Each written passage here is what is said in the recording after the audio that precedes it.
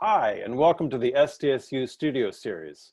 In the midst of what is happening in the world today, we've created a series of digital conversations with Broadway professionals, where we talk about the craft and the business of Broadway and how we can pass along this legacy to the next generation of musical theater artists.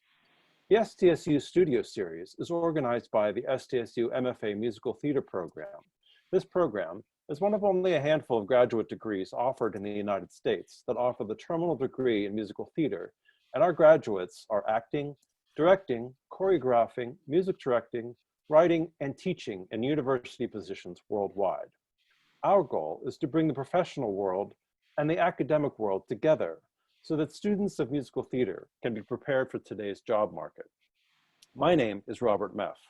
I worked as a professional conductor, music director, and orchestrator on Broadway for 22 years before moving to San Diego to become head of the MFA Musical Theatre Program. My goal is that every person who wants to be a musical theater artist is able to access what is going on in the professional world, which led me to creating this series and leads me to my guest, Georgia Stitt. Welcome, Georgia. Hi, thanks. I'm so happy to be here. Before we begin, I want to give some expectations of today's discussion. If you have any questions, feel free to use the question and answer function built into Zoom. After my questions are completed, I will ask questions from your submissions. And hey, if you're from a university musical theater program, type the name of your school in the chat function. I would love to see who's represented. Let's begin. Georgia Stitt is a composer, lyricist, music director, pianist, and music producer. Her original musicals include Snow Child, Samantha Spade, Ace Detective, a National Youth Theater Award winner for Outstanding New Musical, Big Red Sun, The Water, and Mosaic. She is currently writing The Big Boom with Hunter Foster and an as-yet untitled oratorio. She has recorded several albums of her own music, including This Ordinary Thursday, Alphabet City Cycle, My Lifelong Love, and her latest album, newly released, entitled A Quiet Revolution. She was a vocal coach for TV's You're the One That I Want, the production coordinator, music coordinator for the Disney ABC TV musical presentation of Once Upon a Mattress, and was a singing nun in The Sound of Music Live. Welcome, Georgia. Thank you. Just your average resume. Yeah, I mean, sure. I love that about your career. It's just amazing. It has such breadth. But I wanted to start with what's happening today. The University Musical Theater community is adapting to the coronavirus by migrating classes online and providing content like this interview to students and educators worldwide. So how is Broadway coping, and how are you coping? Well, I guess those are two different questions. The Broadway community is coping by just trying to generate content. I think a lot of my colleagues are doing things like this, trying to make themselves present in conversation with people out there at their homes and their computers on the other side of our webcams. A lot of the musician friends I have are learning how to record at home very quickly, buying microphones and upgrading their software skills and learning how to do what you need to do, demos. And we're not exactly up to collaborating in real time yet, but I'm doing a lot of, one person makes a track and email it to someone else and they add their part to the track and send it back. So we're learning all sorts of editing things together. Personally, I feel like I have a tactic of just staying busy, just staying frantically busy so that I don't feel sadness and I don't feel the gravity of it all. And then the minute that something calms down in my life, I feel the weight of it enormously. So I go, like I imagine many people are feeling ups and downs right now. There are days where I feel fine, and then days where I sink into depression or, grief. Um, but the beautiful thing about my situation right now is I'm quarantined with three other people. I have my husband and my two children, and so the loneliness is very different in our house than I think it is for some. And my kids are schooling at home. So in addition to the work that's going on in my office, the work that's going on in my husband's office, we now have two other little office spaces where our children are also doing their work. So it's kind of manic, I'd say. No, it's everyone is presented with a different challenge, and Yeah. my heart goes out for the people who are really suffering through this. Agreed, agreed. That keeps circling back to that, that the four of us and our extended circle are healthy. And we know many, many, many people who have been touched by the virus in a health way. So I'm grateful that we're safe and together. Absolutely. So I want to talk a little bit about your career. Your career has spanned such incredible breadth. Literally, I don't even know how to begin. So, like, how did you begin? Like, when did you realize you had the talent to create music, and how was that fostered? Well, I started the talent to create music was in piano lessons when I started piano lessons when I was 7 years old, and I had a babysitter who had a piano in her home. And when I was dropped off to the babysitter's house, I just entertained myself and plucked out melodies at the piano and tried to play songs that I had heard. And she said to my mother, she really is fascinated with the piano. You might want to think about getting her lessons, and that's how it began. And then I was at a summer music program. I took to the piano very extensively and became intermediate and advanced pretty quickly, I think, and then was going to summer music camps and was interested in it as a classical musician. And while I was at a summer music camp, I had someone suggest that maybe I wanted to take a composition class. We had to pick an elective, and I was advised to, I know, as a high school student, and I was advised to pick composition. And by the end of that summer program, I had written a piece of music for my roommate, a violist, and me to play together. And we performed it at Parents Weekend, and the audience clapped, and I thought, oh, this is fun, and this feels good to have made a thing and to be able to give it to my friend and share it with the audience. And so I came home and took private composition lessons at the local university, and it was years before I started to translate that into theater writing. I mean, another decade, I think, but the idea that you could write music, that music could come from your head and translate into notepaper and then be something that you could perform or give to someone else to perform happened in high school, I think, and then into college. And then I was always a person who, wrote angsty teenage poems in my journal, and Of course, and I like we think all I do. was right, of course. I think I was in grad school before I realized that that was a skill that could be lyric writing. That like Mhm. being able to make things scan and rhyme and line up and have structure was actually not just journal entry writing, but it was an actual skill. So, I went to undergraduate at Vanderbilt University in Nashville. There's the Blair School of Music there. So I majored in music composition at the Blair School of Music, which is part of Vanderbilt. And then I moved to New York, and then I was in the graduate musical theater writing program at NYU. So it was really in my Vanderbilt years that I started to realize that somebody wrote theater, and that this all this theater writing all this music writing that I was doing, and all this poetry writing that I was doing could fuse together and be a career path. That's amazing. Well, education clearly has been a big part of your life. And who were some of your mentors at Vanderbilt or at NYU? And let's go, get to the brass tacks of it. What were some of the most valuable things that you learned from your university education? Well, I have a great pivotal story in my undergrad education, which is like I said, Vanderbilt had the School of Music, and then we were part of a bigger liberal arts university. And so the music majors had a list of requirements that they had to meet. And then also, in order to graduate, you had your liberal arts requirements. And the composition majors had more requirements than any of the other majors. And I remember complaining to my advisor and saying, I'm a composer. Why do I have to take all of these history classes and foreign language and philosophy and ethics and I remember he said to me, you can go to any music school and they will teach you how to write music. You have come here, and here we want to make sure that you have something to write about. Mm, And I was like, oh.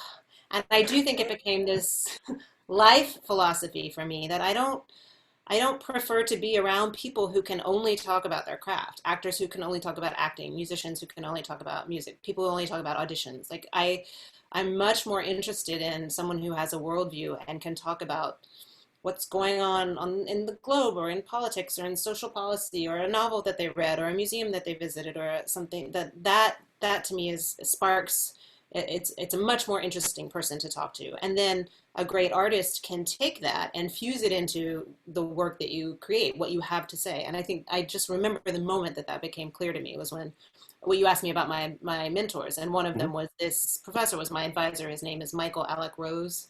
He's my composition professor. He's still composer. He's still at Vanderbilt and writes music and comes to New York periodically, and I get to see him when he comes into town.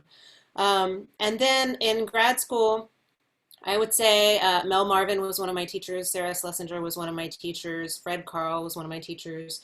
Michael John LaCusa was one of my teachers. And shortly after I graduated from, I mean, like I graduated in May, and then that summer he hired me to music direct one of his shows, and we became lifelong friends because of that. Because he saw he saw me as a musician and said, "Great, I want you to work on my piece," and that felt like such a vote of confidence to me. And then in life, I think my mentors really have been conductors, have been music directors. Paul Gemignani was really generous to me. Michael Kozerin was really generous to me. And I worked on many Alan Menken shows. Michael Kozerin is Alan Menken's music directors, and I worked on many Alan Menken shows along the way. And sort of that was where my first TV job came, because I worked with Koz and worked with Alan. So yeah, those are the people those are the people I would say have been my mentors along the way. That's great. Well, Kaz and Paul have mentored so many people. You know, so many of this generation of music directors owes so much to their guidance. It's kind of amazing. Yeah. I want to ask you about one. You've had such a career in so many different things, and this is a question about your music direction career. What show did you work on with Michael John, and what was that a working relationship with like? And then I'm sorry, I'm asking three questions at once, but I want to know what can you tell us about his music that would help the people listening are most of them are performers, they're in university musicians. So what could you tell someone that's going to pick up a Michael John LaCusa song, and what can you tell by working with him? What would your advice for them be? Okay, great. I worked on The Wild Party as a music intern, copyist kind of person when I was in grad school. And then right after I graduated, I worked on a piece called Broken Sleep that was 3 1-acts about people who were up in the middle of the night. I don't think that one was ever recorded, so you may not know it, but you may know I don't know it. from it. You stumped me. Yeah, there you go. And what would I tell you about working with him? First of all, he's one of my favorite lyricists. He's an amazing composer, and I know, and I don't mean to diminish that, but he's an unbelievable lyricist. I think he's so smart and clever as a lyricist, and emotional and succinct and everything is so great. And the thing that I feel about his work is that the music is always in service of the story, in service of the character, in service of the lyric, and there are moments that can feel bombastic and extremely pianistic and full of frenzy, but they're always reflecting what's happening in the character. They're speaking to an inner life.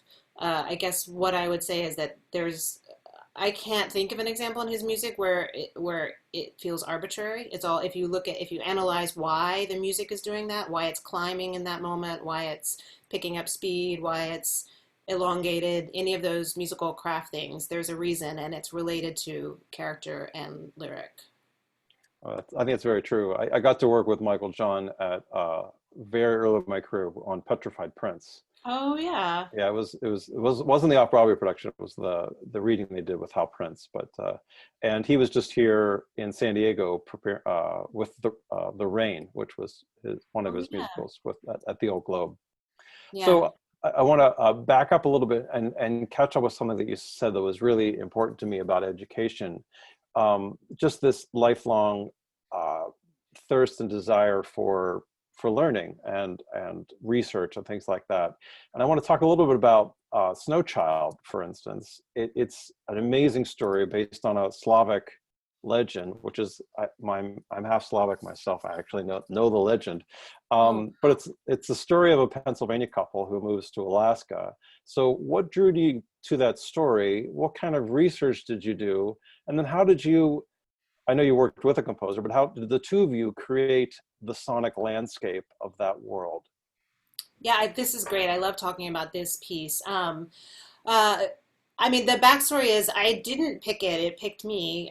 Molly Smith is the artistic director at Arena Stage in Washington, D.C., and she is a director and theater uh, producer who grew up in Alaska herself. She grew up in Juneau and started a theater there and then came to Washington, D.C. And so for more than a decade, she has been saying, I would like to bring Alaska to Washington, D.C. I want the people in my Washington, D.C. community to understand about the world that I know in Alaska that many, many people don't know. Um, and she discovered the novel. There's a novel called The Snow Child that's written by a novelist named Eowyn Ivey. And Molly read it and immediately optioned it and said, "This is a musical." So she sent me the novel and said, will you read it and tell me if you think it's a musical?" And I was about halfway through the novel when I wrote her back and I said, "It's definitely a musical and I'm in, I would like to write it." And she said, "Finish it." You can't accept the job until you finish the book. So I finished it and I was like, okay, yes, it's a musical. It's a beautifully compelling story. You said it's about a couple in 1922 that moves to Alaska as part of the Homesteading Act, which the idea was in 1922 during expansionism, the idea that if you could live in Alaska and be self-sufficient for 5 years, you got to own the land that you settled. Which of For course free. now brings up all of these ideas of like, whose was it to give to you in the first place, and who are you taking it from, and what gives you the right to own land, and lots and lots of things. But those are some of the things that we explore in the novel, in the musical adaptation. So Molly put together the team, and Bob Banghart is a musician in Juneau, Alaska. He is a folk musician. He plays the mandolin and the guitar and the fiddle and writes songs, and is the founder of the Bluegrass Festival, or the Alaska Folk Festival. We would call him a bluegrass musician, but he always gets a little annoyed when I say bluegrass because he thinks bluegrass is a limiting term, and he's many, many other types of music. But those are the instruments that he plays. And so Molly said that's what she wanted the show to sound like. So originally he was going to write the music and I was going to write the lyrics. And then we were paired with a playwright named John Strand, who lives in Washington, D.C. And the three of us were working together. But as the show evolved, uh, there, there were musical theater ways that songs grow and ways that music needs to move through the score that I knew that Bob didn't. And so we ultimately became co-composers. So we're now co-composers. I'm the lyricist. John is the book writer. And we wrote a piece that was premiered at Arena Stage, and now we're in the rewrite stage. Like after you see it, you reevaluate it, and you're like, okay, that worked, that didn't work, and you take another pass at it, and that's where we are right now. Great. Where do you have, what's the future of it like? Is it licensed yet or? No, it's not licensed yet. I think we have at least one more draft to get through before we can find the next production. We ideally we'd find another theater that wants to do it, and but we don't have the materials ready for them yet. So it's Sure. the ball's in our court until we get our new draft ready, and then we try to find another production, and ultimately, when you think it's done, then you can start talking about licensing. But it's Yeah, not of anywhere course. near done yet. Yeah. It's amazing. For those of you out there watching, it's quite an extraordinary score. I think Yeah, it was at Arena Stage you had Matt uh, Bogart. Matt Bogart and Christiane Knoll, right? Those were your That's right. leads. Yeah, Those were our leads. I went to college with Matt Bogart. Wow. I know. Yeah, Wonderful. They're yeah, both wonderful. And we yeah. have puppets in the show. There's a magical element to the show because Sure. there's a wonder, magical things that happen in nature when you're alone in the wilderness and communicating with animals and the wildlife and that sort of thing. And so there were puppets. There's a puppet that's a horse and a fox and a swan and all sorts of things. And so those are the whole puppet team and the puppeteers were an added element that we didn't exactly know how they were going to function until we got into the rehearsal room. So there were lots of moments where the puppeteers would improvise something and suddenly I was writing 65 more bars of music to like make space for the thing that we loved that they had discovered. That's great. I was just very impressed by the sonic landscape that you guys created. And it is, I mean, it's definitely bluegrass. Sorry, No, it's Whatever, term. Yeah, the whatever term he instrumentation. wants to use. Yeah, the It's instrumentation is mandolin, fiddle, guitar, upright bass, banjo, and piano keyboard. And so, of course, you call that bluegrass. It's a bluegrass. That's a traditional what's it called, five-piece instrumentation for sure. that kind of music. And there's very showy mandolin playing and banjo. Everyone has some featured moments. And yet it moves like a piece of theater. And I think a lot of theater is really successful if it can evoke place and time and make you feel like you're stepping into another world. But to just say we were writing bluegrass songs felt more limiting than what we were really doing. Well, I think I found that it was one of his biggest strengths is that it recalls the sound, but it's inherently a theater piece. It's really quite good. It's so good. Everyone should listen to Thanks. it. So aside from being this incredible composer of book musicals, you've released several albums of your own music. And oddly enough, this is quite unusual for musical theater composers. You would think it would happen more often. But what drew you to this medium? And what are the similarities and differences between writing for a show and writing for a recording? It's so interesting to hear you describe it that way because I think what drew me to it was the idea that I could do it and I could put it on the world and I could sell it and it was there's a when you talk about the breadth of my career, I think everything happened because I could do it and I needed to make money or I needed to move forward. I needed to have another job. And so I think for me, the first album happened because I went to NYU. I was writing musical theater. I was working as a music director, and I couldn't figure out how to get a show produced or how to let the world know that I was a composer. The people were like, "Oh, I know her. She's a music director. She's a conductor. Like she plays on that show." And I was like, "Yes, but also I have this body of work." And so finally, I thought I'm going to have to make an album in order to.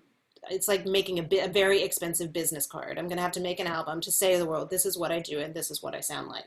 And so the first album happened that way. I paid for it, and then I got a record label to distribute it.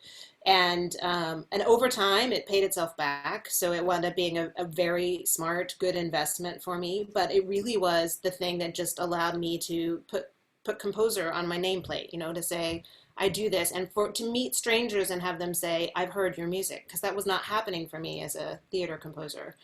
Um, and so then once I had done it, I felt, first of all, I love it. I love nothing more than the recording studio. You get to work with the best musicians and the best singers, and you have this unbelievable amount of control, because if you don't get it right, you can go back and do it again, and then you can preserve the best version of what it was.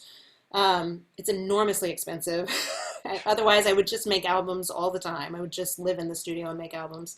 Um, but I did that for a few years. I had an album coming out every other year for 5 or 6 years. And then the last album came out in 2011. And that was right around the time the industry was changing from people who bought albums to people who were not purchasing albums anymore, but were starting to stream. And the streaming I had not figured out how to make any money. It just felt like I was spending my money to make a thing and giving it to the world, and they were taking it and not having to pay for it. And I thought, well, I don't want to do this. I don't want to put this out Right. of the world and not be able to make my money back. Also, I had children now and bought a house, and they were like, I couldn't afford to do it anymore. Um, and then recently, I'd say within the last 2 years, I was going around the country doing master classes and concerts and things, and students would sing songs for me, and they always sing songs that were a decade old, like songs that I'm like, wow, I wrote this when I was 20. Okay. And I thought, why don't they know Snow Child? Why don't they know the new material? Why don't they know? And I thought, oh, because I haven't given it to them. I haven't put it out in the world. Right. And in the liner notes for the album, I said, I felt like I had built a blueprint, but never built the house. Mm. And so I thought, okay, I have to do it again. I have to go back in the studio and figure out what I have to say now and what material best represents who I am now, and make that album. And then once you get into the album making headspace, it's just great because you get to call singers and say, will you record a song? And call your favorite musicians and say, I'll pay you your fee to come make music with me for a few hours, and they do. So I started making this most recent album in October, and we finished recording early March, or end of February, early March.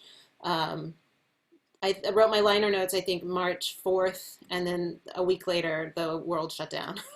So I benefited in some ways by the timing of the album was made, it was done, and it was already in the pipeline to come out. Um, and it has been an interesting thing to go through this whole process of releasing something new when I can't leave my house and no one else can leave their house, and it is a strange time to be asking people to buy something. And yet I feel very grateful that the music is out in the world right now, and that people are hungry for new art and new experiences, and I have something to give them. Well, I want to dig into at least one of the tracks of that piece in a song that is remarkably prescient. It's the song "Stop," and for those of you out there, just get this album. It's really amazing. There's even a video of "Stop" that's out there that features you and your family and lots of different people, including Sutton Foster sang this on the album. So you didn't write this for a country that was going to be swamped by a pandemic. So you wrote it for a different reason. It just happens to be a great balm for all of us. So what was the original derivation? What was the impetus for writing that song? Well, I wrote the song in 2012, and it really there were a few years there where I was trying to make a musical review out of pre-existing the songs from my albums, because every now and then I get an email from somebody that says, "Can I take your albums and put them on stage and call it a show?" And usually I say, "No, it's not licensed that way, and maybe I should do it. Maybe I should create that and then license it and give it to you." So I've spent probably 15 years trying to figure out how to do that. It's much harder than I thought it was being. I keep saying my hats off to Maltby and Shire, who did it successfully over and over and over again. Um, but Stop was written for a show originally, like for the finale of a show, and at a time in 2012 when I thought what I have to say is we are all so connected, connected on our phones and not connected as humans, that we are the things that we are calling our experiences are happening on screens. That no longer feels like a novel idea. Like, it's not, from right now, it doesn't feel like the idea that you need to step outside of your device to be a human is like, right, we know that. We've read all the articles. We all know that. But in 2012, it still felt like kind of a new idea to me that maybe we are bigger than the internet. And I mean, the song is out there. There are videos you can hear. There's a recording of Lindsay Mendez singing it. There's a recording of Julia Murney singing it. There are recordings of me singing it out, like on the internet, that you can hear. But I knew that I wanted it to be the finale of this album, and I knew that Sutton would connect to it and do a beautiful job with it. And then there's something about it coming out right now. The song calls for us to stop being so busy and so obsessed with what's happening out there in the world, because it's only when you shut down what's happening outside of yourself can you start to hear what's happening inside yourself. That message has been true. It's a timeless message, and I've felt it for a decade. But there's something about the song coming out now, while the world actually has stopped, and we are forced to have that reckoning, that feels incredibly more timely than I could have known when I wrote it. And I like hearing you say that it's a balm, because I do think it speaks to us and reminds us that everything that's scary about what's happening right now is real, but the added benefit is that maybe you can hear your heartbeat. Maybe there's something inside you that's been trying to be heard, and now you can take a moment to listen to it. That's great. That's very touching. I'm going to ask you the same question that I asked you about Michael John, actually. So you're a composer and a lyricist. So what advice would you have someone who didn't know you, who maybe not listening, picked up your music and how to approach? Because I should just say, like, different composers you approach differently. You approach a Bill Finn song than you would approach a Adam Gettle song or a Georgia Stitt song. So what can you, as the composer and as a lyricist, tell us about your process and what's important to you? Wow, that's great. It's funny because I guess I've learned a lot from what I said about Michael John, but that part is true too, that none of it's arbitrary. There are no decisions that are arbitrary. I'm not a fan of, I'm a fan of repetition, but I'm not a fan of repetition when it's just like, we're in A flat, so just keep playing an A flat chord over and over again. There's the way that the music grows, the way that the arrangement grows is intentional. If it feels like the bottom drops out, that's on purpose. If it feels like the melody is climbing and this high note is on a certain word, that word is meant to have more weight. You know, it's all very deliberate to make the actor have an experience and to make the audience have an experience. And I talk a lot when I do master classes about how I think my years as a music director really have fed me as a composer, because I think often, okay, someday somebody's going to bring an actor in, some actor is going to bring this song in and give it to a music director, and they're going to try to figure out how to do it, how to meet it. And the actor's going to ask questions like, who am I talking to? And what do I want? And where do I get it? And all the acting technique things that hopefully you do when you're working on new material. And so I think I better give them the answers. The answers should be in here. The answers of musical theater songs to me are about characters trying to get from point A to point B, characters trying to solve problems or make discoveries or work something out or express something that's hard to express. And I often say the difference between musical theater songs and pop songs are that pop songs allow you to live in an emotion for 3.5 minutes. Like if it's a joyful song, you bop along and feel joyful for 3.5 minutes. If it's a sad song, you wallow in your sadness for 3.5 minutes. In a theater song, I strive really hard to make sure that you're going on a journey, that you're not just wallowing in a feeling for a period of time, that you're actually getting through that feeling. And so all the clues about structure and about rhyme and about the shape of the melody and the rhythm of the harmony and all of that are designed to help you go on that journey. So I think sometimes it must be like being a scavenger to figure out what are the clues, what's in here, what is the composer giving me, so that I can pace out what I need to do, and so the experience of the audience can pace out what we want them to do and what we want them to feel.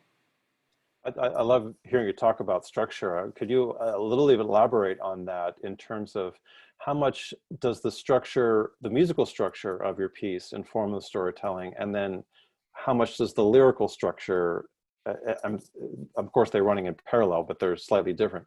So how much do you think about structure when you're writing and how you build a song? I think about it every measure, every note, it is the number one thing I think about is the structure. And it's, My students will be very happy to hear you.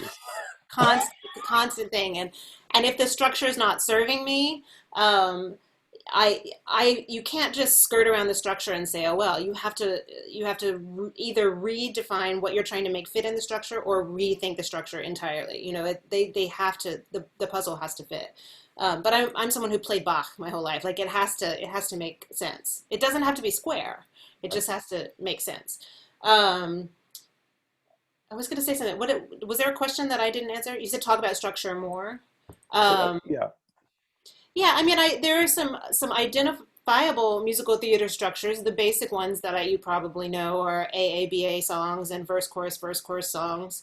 And Stephen Sondheim talks about how content dictates form. And I think, when I heard that he said that, I was like, oh, that is like putting a name to something that I understand intuitively. He's absolutely right. But the idea that what you're trying to express can help you determine what the best way to express is. In the same way that, like, if you think of an idea, you think that idea would make a great poem, or that idea would make a great painting, or that idea would make a great movie. That you have to sort of think about what is this idea and what does it demand? Is it a big idea? Is it a small idea? Is it a repetitive idea? Is it like when you start to analyze what the idea is, it tells you what form will best serve it. And so one of the first things I do is identify what the song moment is. This is going to be a song about this thing, about this emotion or this moment or this decision or this something. The song has to do this. And then I think, all right, what is it trying to do? My character has to be confused and then figure out a problem and then make a decision and then go do it. That feels like an AABA song because I've got to work through it, have an epiphany, and then get out the door. Or if it's maybe I'll do this, chorus, maybe I'll do this, chorus, maybe I'll do this. Oh, but what if? No, definitely chorus. So thinking about how the idea wants to manifest is the first thing. And then once you've said, okay, so this is an AABA song, Then you think, what's the title of the song? What's the turning point? What's the hook? What's the feel of the music? And all of those decisions, it's like you're taking this big empty canvas and putting in the parameters. So eventually you're like, okay, so the song is here. I can write that. Whereas if you're just like, write a song, it could be anything. But once you start to narrow down what the parameters are of what this piece of music needs to do, then your job is to fill in the technique. I love that you hear you say that you like Bach so much. I'm a Oh, big fan as well, and uh, he is definitely a composer that lives in the world of restriction, right? His form is so tightly bound, yet he's one of the most creative composers that existed. So yeah, there's I mean, and I think Sondheim is that way too. I think if you say, all right, my parameters are this big, this is the box I can work in, Mhm. then if you write something that's outside here, you're like, no, that's not allowed. You just have to keep making it fit in the box. Your box can be as big or as small as you need it to be. Your rules can be as wide or as narrow as you decide that they are. But once you've established them, that's your toolbox. And so I think for me, like I tend to believe in perfect rhyme. And so if I can't make something rhyme perfectly, then first of all, I think I haven't tried hard enough. I have to keep working. And if I really can't do it, then I have to restructure the line so that maybe a different word lands on the rhyming word, or maybe the idea has to change, that I can't just fake the rhyme because I couldn't make it work. And so I think, right, that's the box that I've built for myself. That's not to say that people who don't believe in perfect rhymes are bad songwriters. They're just not, that's not my taste.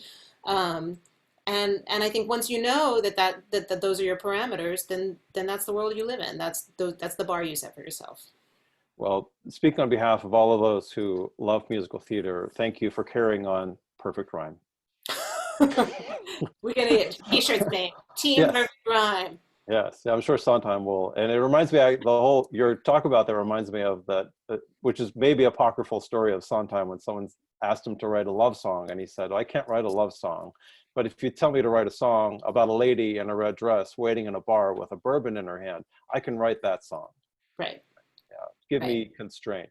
Oh, right. it's so fascinating. So I want to switch back to music direction for a second. And since a lot of people are here, they're students of musical theater, many of them are performers, many of them are educators. So as a music director, putting on that hat for a moment, what can you tell us about what makes a great audition?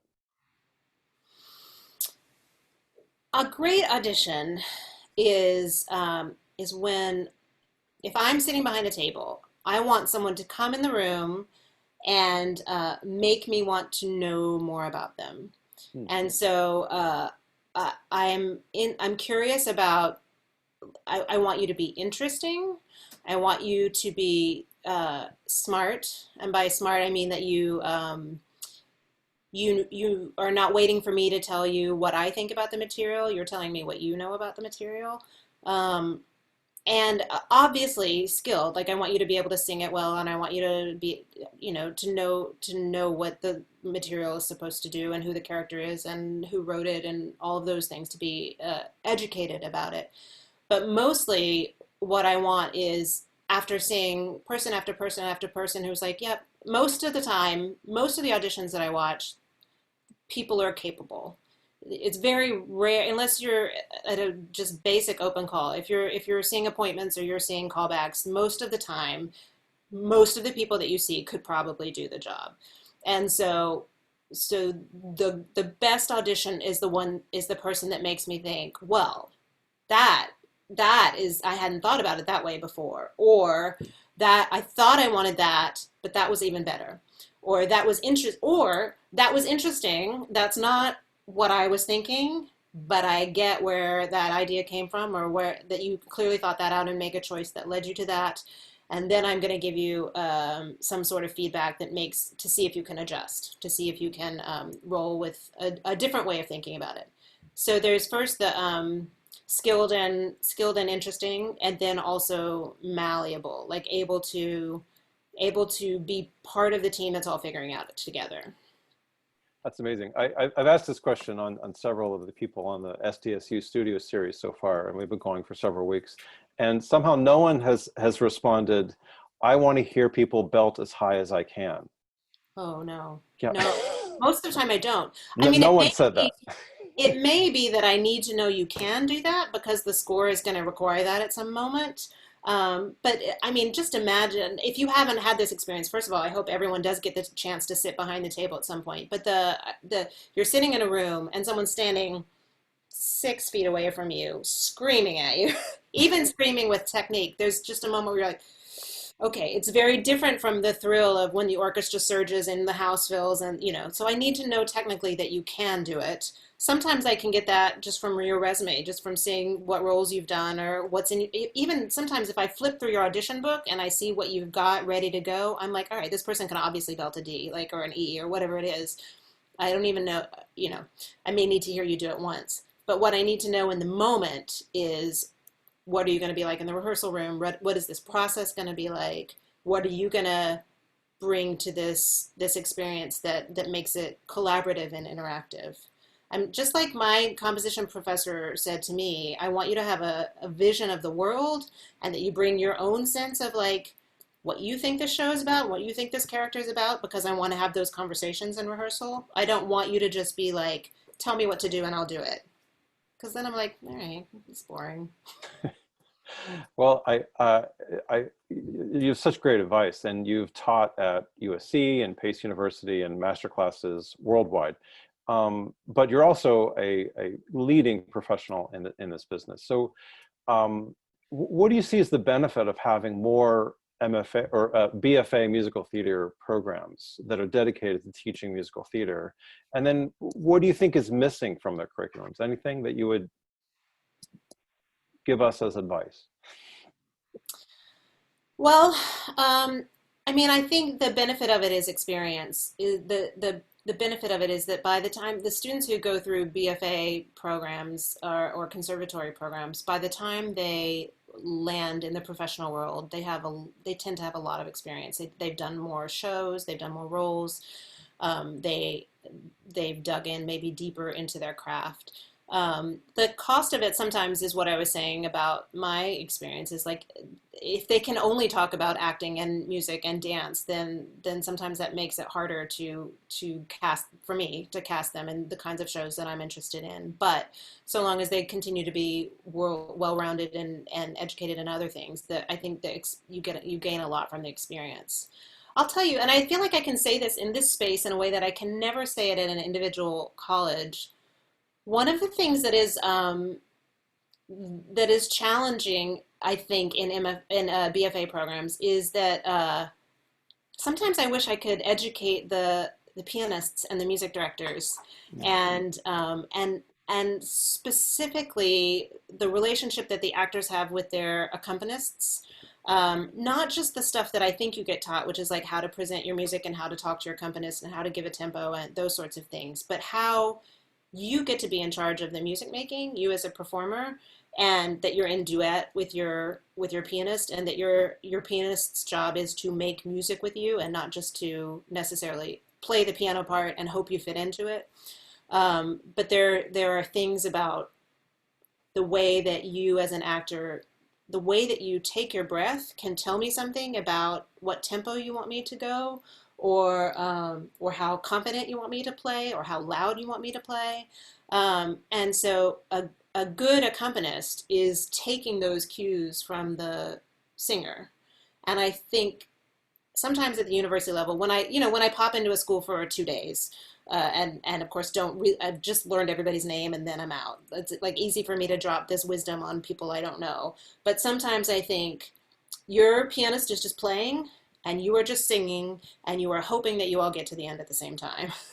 And the idea that one of you can lead and then you can sort of hand the ball to the other person to lead, and then like that nuance is such a skill that I find happens in the professional world all the time.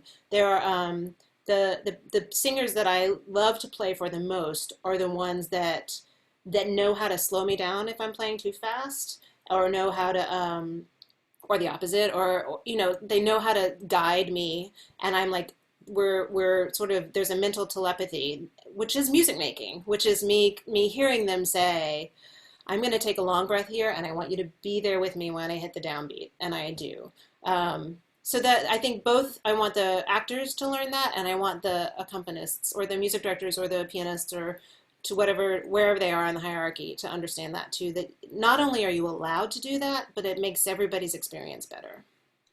It's so interesting that you brought this up, because I think inadvertently right now we're discovering how important that is. So Well, many. now that we're all singing with tracks, is that what you mean? Yes, Yeah. Yeah. absolutely. I mean, we had a self-tape unit this morning with my students who prepared things, and we have probably one of the most gifted accompanists on the West Coast, who's extraordinary, but he wasn't listening to them sing. He was robbed of the opportunity to breathe and to follow, and there's something lost.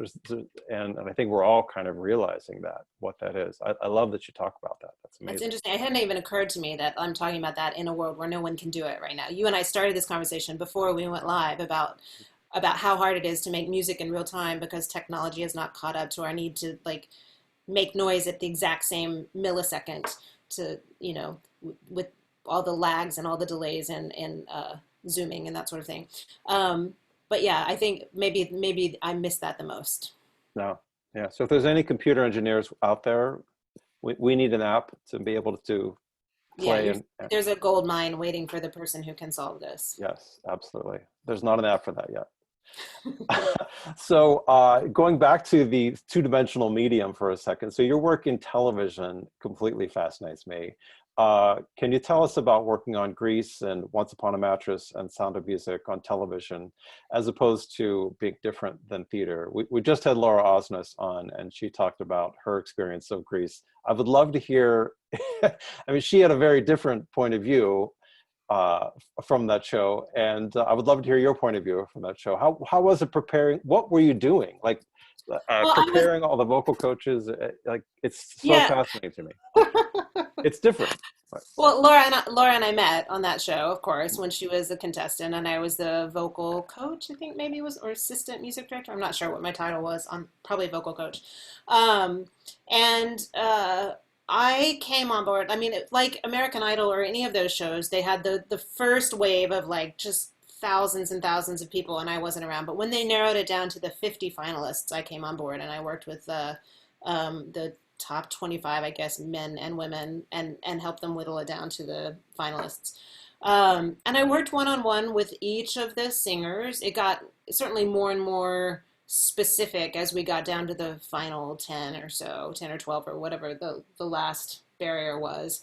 Um, but it really was, in that case, there are so many requirements to the way the songs work on TV. They can only be a certain number of seconds, minutes or seconds long. So you're first of all working with a music team to find the right song, and it has to be cut to a certain amount of seconds or measures so that it fits into the time between the two commercials. It has to be cleared for copyright reasons. Like there's certain songs that weren't available to us because they didn't have copyright clearance to use them, and then you figure out what the arrangement is and work with the music director and the orchestrator and how it's all going to work, and then working with the singers to make them to help all the stuff we were talking about, figure out how to find a journey in the song and how to give the song growth and the literally how to interpret the song, what it's about. And I think especially on TV shows, the contest shows especially, you're singing pop songs on TV to get a job as a theater performer. So it's what's the right amount of theater to put into a pop song, because sometimes I remember one time this wasn't on TV, but I did a master class and somebody sang Funky Town, Won't You Take Me to Funky Town? And they did it like a true theater song. I just remember it was like, won't you take me to Funky Town? You know, I have to go and you have to take me and you have a thing and I need it. And I was like, I'm not sure this song sustains. We're gonna laugh. Like I don't. So just finding the balance between what a pop song can hold in terms of the way we think about it as a theater song. Anyway, all of that is the work that you're doing with the performers, and then there's once the performers leave, you're working with the music team to get the arrangements ready and get the tracks ready and conducting the orchestra. And you make the track in the recording studio so that then they have the track to sing to live. So there's just a whole production element that happens. And I learned a lot about All sorts of things, all sorts of things about the way music works technically on TV that's different. Everything we're saying about breathing and live performance goes out the window most of the time. Every now and then you get to work on an experience where you're making live music.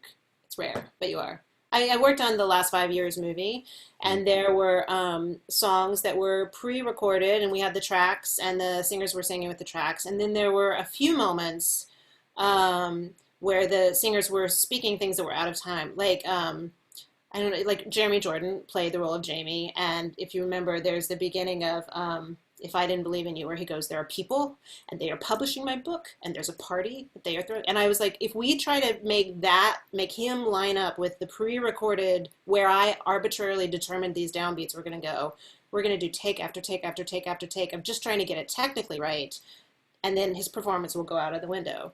So we brought in a little keyboard on the set, and he did it live, and I sat there on the keyboard and I accompanied him.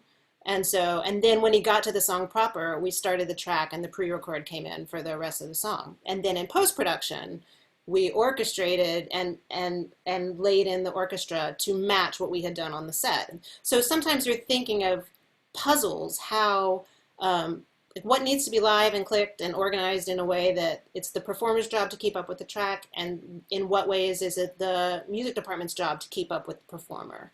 So those are some of the problems that you get to solve when you're working on TV that are very different from anything that's 100% live. But it's so interesting. I mean, so much of this is so great.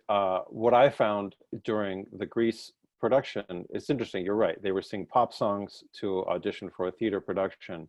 But what really appealed to the audiences and even more appealed to the judge were people's connection to the lyric and the journey of the song. You know, I mean, people love the riffing and all that stuff, but I mean, I think one of the reasons Laura was so successful was because she has an innate ability to interpret a lyric, whatever song she's singing.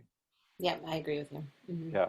What about Once Upon a Mattress or even The Sound of Music, where you were a nun, which I think is hilarious. You were also on the music staff, I should say. I just thought it was funny to say that you were singing a nun. I was totally a singing nun. I learned Yes. all those songs in Latin. I sang the alto part. Uh-huh. Well, they're two different experiences. Once Upon a Mattress was Tracy Ullman and Carol Burnett and amazing for Zoe Deschanel and Matthew Morrison. It was a fun cast. And a lot of similar work that I was talking about figuring, managing what they did in pre-record and then what they had to do on set. And in some of those cases, there are, you know, and with the last 5 years, there are some moments that are the pre-recorded vocals and you lip sync. And so then my job is to make sure that it's not off or, you know, say, you know, you did it here, you took a breath here, you didn't take a breath here, you have to recreate that, let's practice that, you know, that sort of maintenance. Um, and then, and then The Sound of Music Live was totally different because it was live. We rehearsed that one like a piece of theater. And I think the reason I wound up being a nun was because I was there were three music directors, is that right? There was a music supervisor, and then there was somebody in charge of the principals, there was somebody in charge of the nuns, and there was somebody in charge of the children. And so there were all of those small groups were rehearsing at the same time in different spaces and that sort of thing. And so I think because I was conducting the nuns and I was in charge of them running rehearsals, I think it started with, let's just put Georgia in costume. And then if the camera happens to pick her up, she just looks like a nun. And then that evolved into, well, like if she's going to be in costume, she has to be in SAG and she has to, you know, have her own trailer and she has to have a microphone. And like, so I just wound up being in it. Right. My only professional acting credit. I like, what was the name of your nun? Nun number one. That's it? You didn't Sister Mary Georgia or something? It might have been Sister Mary Maestra. I'm not sure. I'm not sure. I don't remember. Ironically, my favorite grade school teacher was named Sister Georgia in 5th grade. I'm just telling you. Oh, well, there you So go. it's a very, very funny. Well, David, you collaborated with David Chase on the I piece, did. right? Yeah, he was the music supervisor who's in charge of all of us. Yeah, he's coming to the SDSU Studio Series in a couple weeks, so Fantastic. he'll be here. Well, it's I wanted to talk a little bit about Maestra. You've been an outspoken leader about parity in the women who make music in the musical theater industry. Not a lot of people probably know about Maestros. Could you give me a little introduction about what it is? How did it start? Why did it start? Where is it now? And maybe where do you see it in the future? Okay, sure. Maestra is a not-for-profit organization that I founded. I started the group in 2016, and I was conducting Sweet Charity off Broadway with Sutton Foster, which is also part of why I know her so well.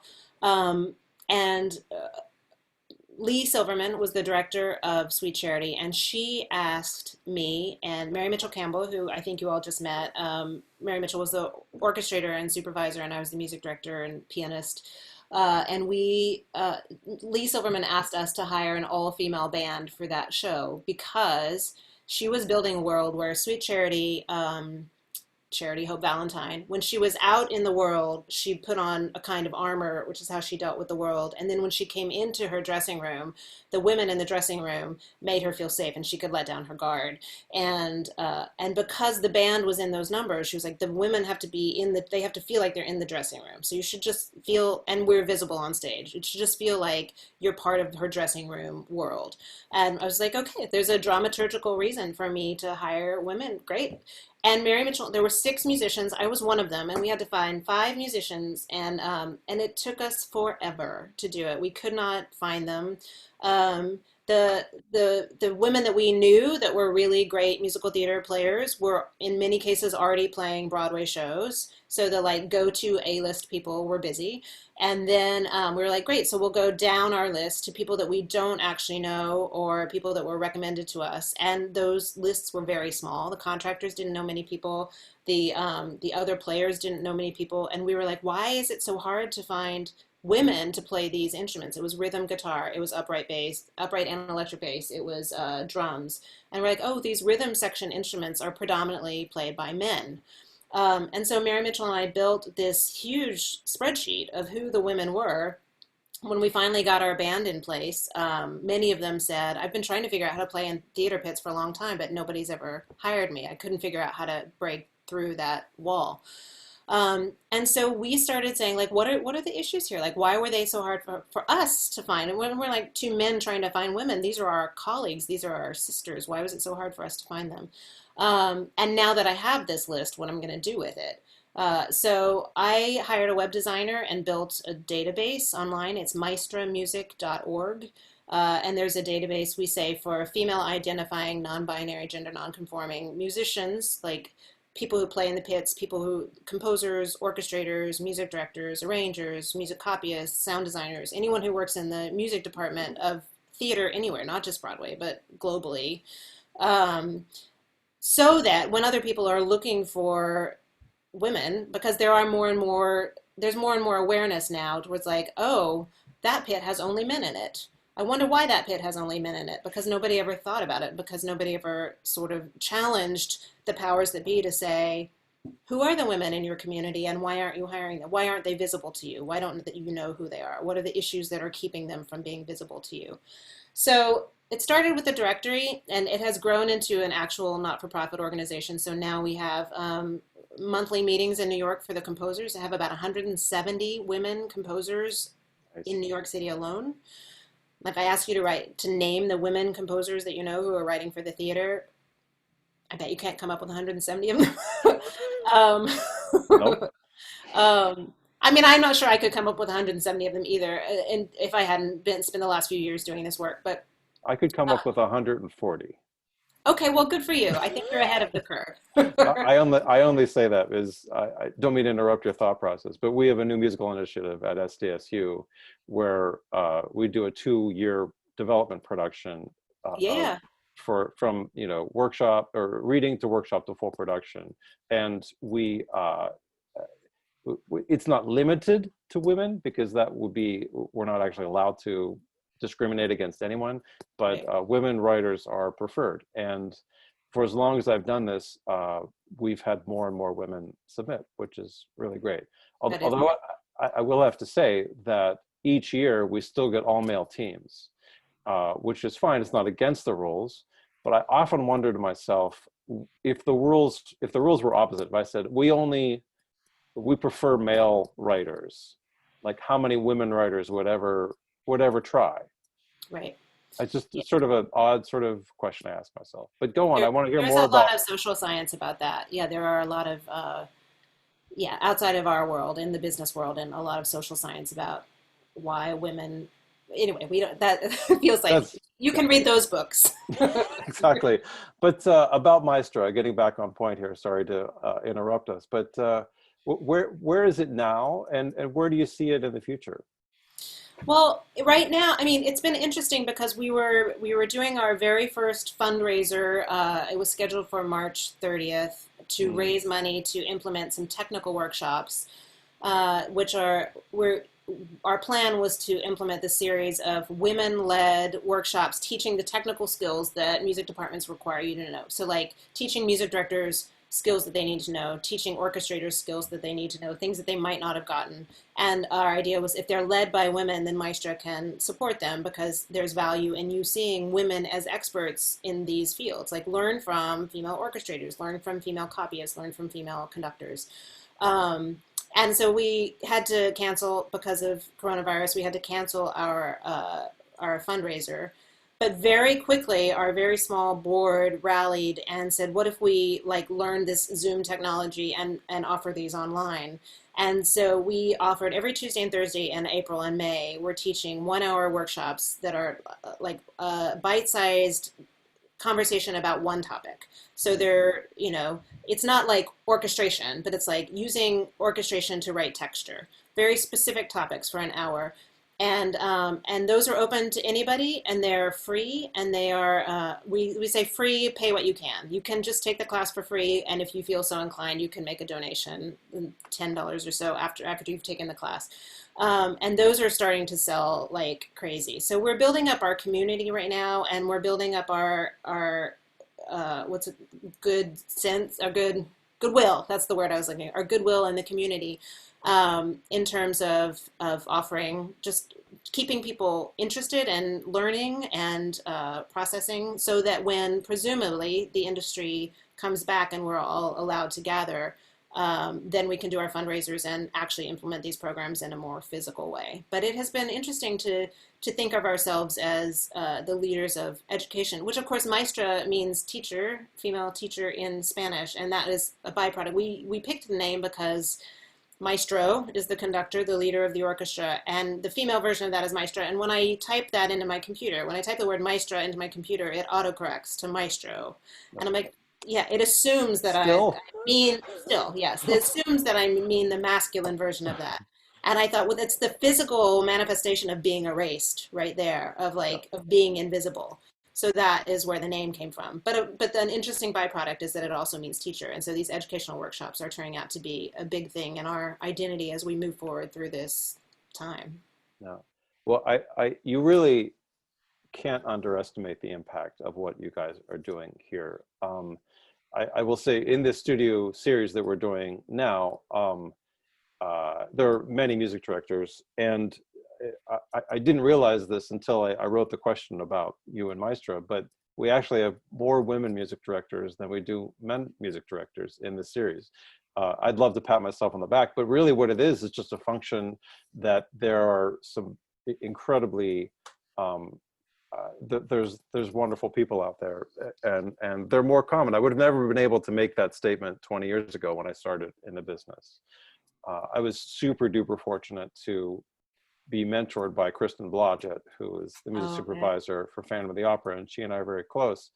And the stories that she told about going into the business as a music director will curl people's feet. You know, They're astonishing. I mean, just because I think some people don't know, I got to perform at Carnegie Hall last year. Yeah, last year. And when I was there, I met one of the musicians who is a regular musician for the New York Pops, whose home is at Carnegie Hall. And she said when I started playing here, there wasn't a women's room on the orchestra level because no one ever assumed there would be any female players. There was only a men's room. And so when women needed to use the bathroom, they had to climb 4 flights and use the women's chorus dressing room. And so the byproduct is we missed our break. Like you would spend your whole break climbing the stairs and waiting in line and competing with the chorus girls who also needed to use the restroom, then coming back down. And meanwhile, the men are in and out, and then having their break and getting to chit chat and talk about whatever they're talking about. And she said, and you just missed it. So in addition to the fact that it was built into the architecture of the building, there was also the way that it was designed to hold women back. They talk in business about how the golf course issue, that like when the men all go play golf together and the women aren't invited, some of the business deals are made on the golf course and that sort of thing. And I thought that's an example in our industry of how that happened. Like we'll create, not intentionally, I'm sure, but we'll create a system where the women don't get to participate because they have to take care of this other thing. But that was just a couple years ago that she told me that story, and she could only have been playing there for a couple decades at most. So it was an unbelievable thing to just think about how this has changed. Yes. Well, we had Susan Schulman appear a couple of weeks ago, and she brought up that she did not name the reviewer, but one of the reviews of Sweeney Todd, a piece that she was nominated for a Tony Award, in the review it said that the piece was so good that he couldn't even tell that the director was a woman. And and Susan explained, she said, like, he really was trying to be nice. Like he was trying to be helpful, trying to support, but she'll never forget that. I mean, she really won't forget that. So she's another great mentor, and it's amazing. What I love though about Maestra and about your participation in it is that, in today's world of finding what's right or wrong about things, like we're all, repelled by the injustice of the lack of parity of women or of people of color or of binary. But there are very few people that go out and do something about it that's going to solve the problem. A lot of it is shaming on Facebook or on social media and like, oh, you shouldn't do that. But I think what I admire so much about you and your work with Maestra is that you saw a problem. You didn't just complain about it. You said, well, the problem is that no one knows. Let's create a database. And so people don't have any excuse. And I think it's just paid off great dividends. So congratulations on that. Thank you for that. Thank you. Mary Mitchell Campbell and I talk a lot. I mean, I've mentioned her name so many times here. I know that you know her, but she and I are very close to the same age, and we came into the business around the same time. And so for 20 years, she and I have climbed through the ranks together and have talked about having each other's backs, and saying like, I can't do that job, but you should do it. I'm going to recommend that they hire you. Or I can do it, but I'm going to miss these dates. Can you sub for me? And we'll go in as a package deal, and then they'll have it, they won't have to worry about it. So 2 decades of us doing that for each other. And I think what would it have been like if I didn't know who the person was who had my back, and the person that you call and you're like, they offered me that doesn't seem like enough money. Is that enough money? And she talks a lot about, because she also started a not-for-profit. She runs an organization called A Step, which she probably talked to you about, artists striving to end poverty. And she said people come to her with ideas often, and they're like, I have a great idea for your nonprofit. And she says, I usually say to them, that is a great idea. Why don't you go write it up and then send me the proposal for how that would work? And 9 times out of 10, she never hears from them again. And she said, it is that 1/10. It is that one person who says, I thought about it. Here's the proposal here. And that's how you move the needle forward. And I think my whole life I've thought I would rather be that person. I would rather be, I don't know that I feel like I've like lifted any enormously heavy boulders or like changed the world in any way. I just thought, okay, I don't want to be the person who just shouts on Facebook. I want to be the person who's moving the needle forward, or inspiring you to believe that you can move the needle forward if you take action, if you become the 1 out of 10 person who actually follows up on the idea. Well, this is amazing. So I want to remind all of our participants here that you can all be the person that moves the needle. You have the power to do it. You really do. And you can make the world better. So thank you so much, Georgia. We're gonna move on to the Pivot questionnaire now. Okay. These 10 questions originally come from a French series called Bouillon de Culture, hosted by Bernard Pivot, but they're better known as the questions that James Lipton asked every guest at the end of his Inside the Actors Studio television show. So these 10 questions have been vetted for by Jim Litton for years. So the first question is, what is your favorite word? I'm probably supposed to just answer in one word, but I thought about this before this morning in preparation for this, and I think I'm going to say my favorite word is savor. Mm, And I'm going to choose that they're words that I like what they mean. Because the truth is, I think a word that's fun to say is bubble. I like saying bubble. But the word that the meaning and matches what it is savor. I love that. What is your least favorite word? Um, Finished. Ah, that's amazing. So what turns you on creatively, spiritually, or emotionally? Curiosity. And what turns you off? Laziness. Mm. So what sound or noise do you love? The ocean. Waves. What sound or noise do you hate? Baby crying. Oh, something about that. And I'll talk about that for a second. That I think it's related to having been a mother. That a baby crying means you haven't solved a problem. That you have an unresolved thing, and it actually makes me tense. Like on an airplane or in a public space, it makes me tense because I'm supposed to be fixing it. Right, right. I hear you. What profession other than your own would you like to attempt? I'd like to be a travel writer. What profession would you not like to do? Lawyer. Just Yes, I fight got all you. the time. And the 10th question is, if heaven exists, what would you like to hear God say when you arrive at the pearly gates? I really liked your CD.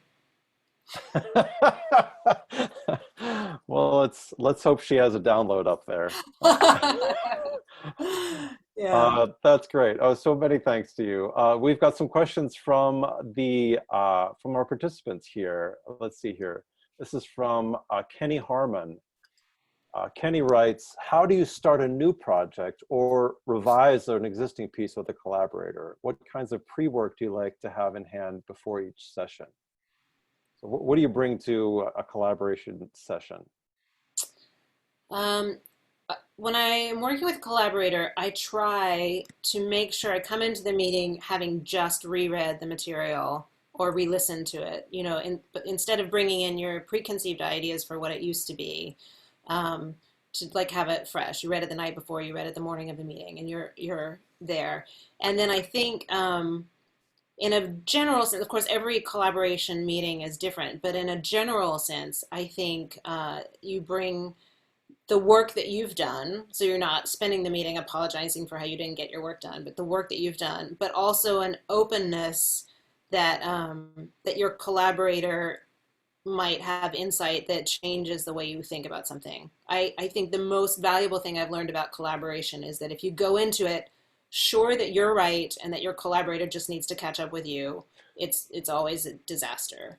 Um, that you have to have an openness to the idea that your collaborating might say something that's better than what you already thought or that changes the way that you thought about it, and that you're open to the possibility that that could happen. That's amazing. Anonymous attendee asks, can you talk about the challenges of being a female MD and a female composer, which are professions that have in the past been dominated by men on Broadway? And Anonymous wants to know any advice you have about navigating being in power positions as a woman. She also, by the way, Anonymous, asked about how you get access to those classes, and I'm going to put a link in the chat section. So Anonymous, it's coming to you in a minute. Yeah, all of our social media is linking back to it right now. We have an Maestro Music Org has an Instagram page. Oh, you've got it right there. Great, thank you. That's it. That's the link.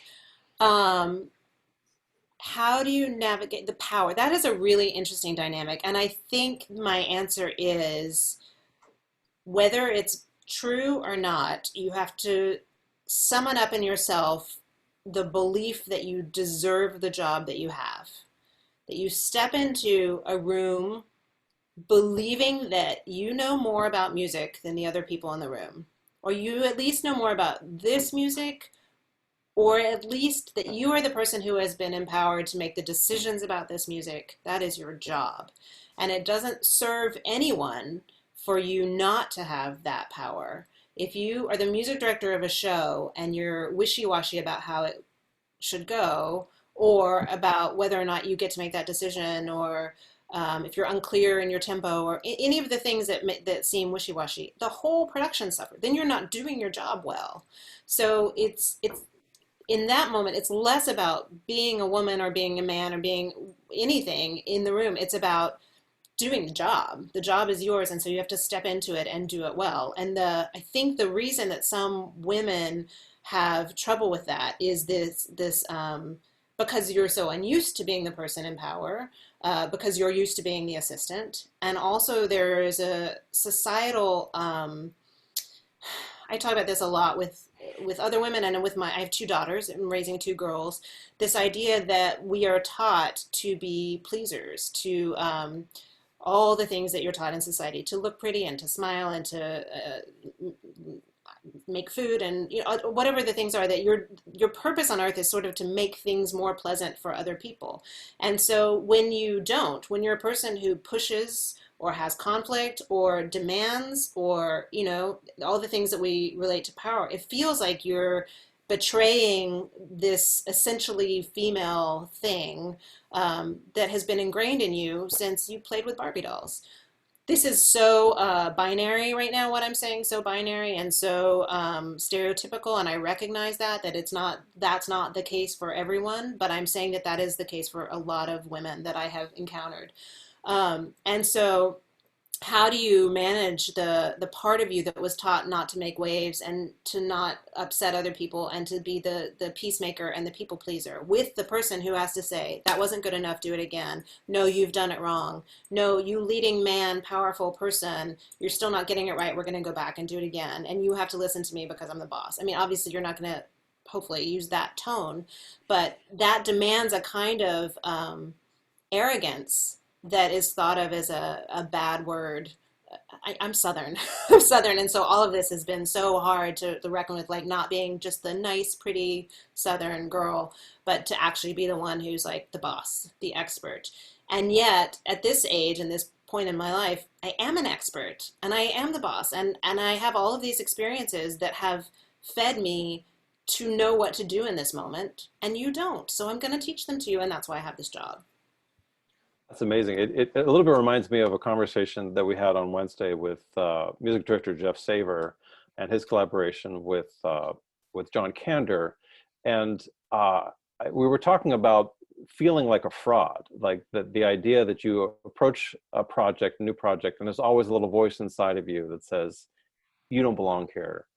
And that John Kander himself said, it's only a matter of time until people figure this out about me, that I'm a total fraud. And I think that for some reason, societally, men are unafraid to go into positions where they feel like frauds. They don't know what they're doing. And that women are more sensible, and that if they feel like a fraud, they will come off feeling like a fraud. And it's just an interesting social science conversation. Yeah, I don't have the statistics, but in Sheryl Sandberg's book, Lean In, she talks about how, like if there's a job, I'm going to get these numbers wrong, somebody's going to misquote me, but something like if a man has 40% of the qualifications, he's like, I'll apply for this job, I might get it. And a woman feels like she needs 70% of the qualifications in order to even apply. I made up those numbers, but it's something in that scale. And I think it is because I don't want to apply for a job and then be ridiculed. Like, how dare you? You don't belong here. You didn't, and that shame and that fear is too great. Whereas I think men are like, oh, whatever, there'll be another job. Again, so binary and so general and so Sure. stereotypical. And yet there is something statistically about those numbers. I heard a term, fear forward, which I love. When you're scared, let it be the thing that makes you move forward. Which is related to anything, like the only way past this thing is to go through it. This idea that when you're scared, it means that the big thing that you want is right there. And so you have to fear forward and get through it, because there is another side of it. You're not going to be stuck in it forever. You get past it, and then you are renewed. And that is very helpful to think about. That is great. I got another question here. This is from Samuel. He says, this is a totally different subject. We're Okay. pinballing here. He says, do you have any suggestions on how actors should organize their audition books or what should be in it? I'm literally organizing mine right now and I need help. Hi, Samuel. Okay, so I would take a practical approach to it, which is you, whatever's at probably whatever's at the front of the book is what you use most frequently, because what you're going to want to do is get to the material quickly. And so you're going to come into an audition room knowing what you think you're going to sing. And that default, I always talk about a default piece. The default piece is the one that if somebody said, sing something, you'd be like, okay, it's the piece that you know you could do on no warm up, no sleep, like your default piece. And then you probably have a second default piece, which is the contrasting, your up tempo and your ballad, or your, like, I've shown you this and now I'll show you this. So those two are probably in the front. And then the rest of it, I think it's just what you can get to quickly. Some people have the little tabs that can help you get to the song, but then you have to know exactly where it is. Because if somebody's like, do you have something, like, can you do something funny? You've got to be like, yes, here it is. And then beyond that, it's just what works for you. It's very rare that someone else is flipping through your book. I think sometimes when you're in a moment in an audition where there's like, I don't know, what else you got? What else you got? I don't know. I mean, I could. Then maybe your pianist will look through it, and every now and then somebody behind the table will be like, just give me your book, But most of the time, it's you that's navigating your way through the book, and so you want to be able to get through it quickly. You want to know what's in there, and you want to make sure that if you're not ready to do it in this audition, you've pulled it out of your book. Because the pianist might be like, oh, he has this song. And you're like, oh, great, do that. And you're like, I wasn't really ready to do that one. So if you are putting it in your binder and putting it on the on the piano, then you should be able to do it that day. What about the types of songs? Like some people have audition books that have 40 songs in them. Some of them have just one song. Like, do you recommend a number of songs, or a range of songs that should be in there, and what styles should be in there? I have a whole worksheet about this that I Oh, mean, I don't coach so much anymore, but for many years I did, and I wrote up a whole worksheet about this. I think you have your two default songs, and some people have 3 or 4 default songs, the ones that you could do at any point. You should never have just one song in your book. I found sometimes people come in, they put their one piece of sheet music up, and you're like, that's great, I'm really interested in you. Now I would like to hear you do something different. And you're out of luck. You can't hear that. So definitely a handful.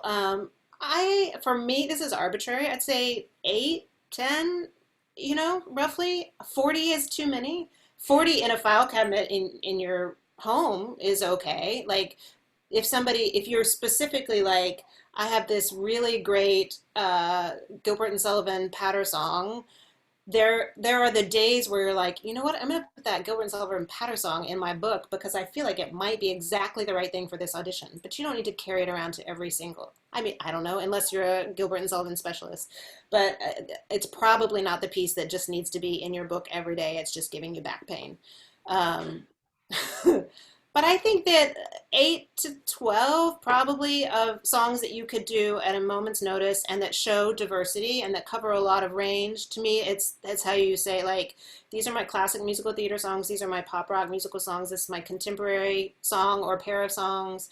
This is something that's specialty material that really suits me well. This is,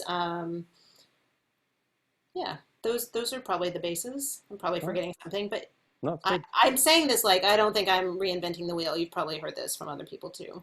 Right. All right, so this is great. I'm going to we're going to wrap this up with one last question here All for right. you. This is from Maya. She asked, it's about a bit of a philosophical question. She said, do you believe the world could continue without music? Well, I think the world would continue without music. I wouldn't want to be in it. um, yeah, I mean, I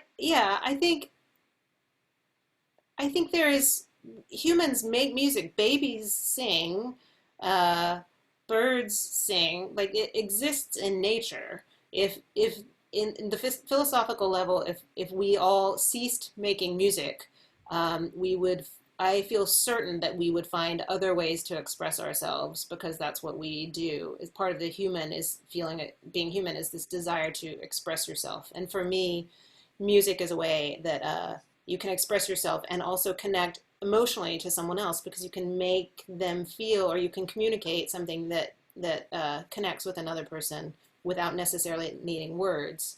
But if the music disappeared, we would still presumably have words, or we would have painting, or we'd be able to draw lines in the sand with a stick, or, we would still find artistic ways to connect. I love that. Thank you so much, Georgia, for being here today. The SDSU Studio Series returns on Monday, April 20th at 4 p.m. Eastern with composer and music director Andrew Lippa. The series continues on Wednesday, April 22nd with guest Al Blackstone, and continues on Mondays, Wednesdays, and Fridays at the same time until May 6th. See our website for details, sdsustudioseries.wordpress.com. Thanks so much, Georgia, and thank you all. Thanks. Bye.